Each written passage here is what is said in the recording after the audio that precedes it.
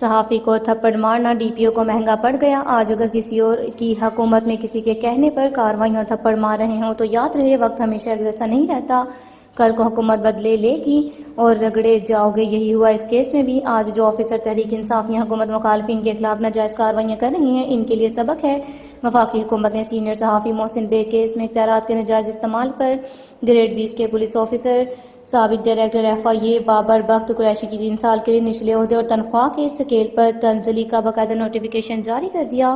وزیر اعظم پاکستان کی حتمی منظوری کے بعد اسٹیبلشمنٹ ڈویژن نے بابر بخت قریشی کو سول سرویلنس رولز 2020 کے تحت میجر پینالٹی سنائی ہے۔ نوٹیفیکیشن کے مطابق انہیں 3 سال کی مدت کے لیے ان کے اصل یا باقاعدہ عہدے سے نچلے رینک اور پے اسکیل پر بھیج دیا گیا ہے۔ ان پر بطور director FIA cyber crime wing صحافی محسن بیگ کے گھر پر چھاپے کے دوران اختیارات کا ناجائز استعمال کرنے اور ہاتھ اٹھانے کے الزامات ثابت ہوئے تھے۔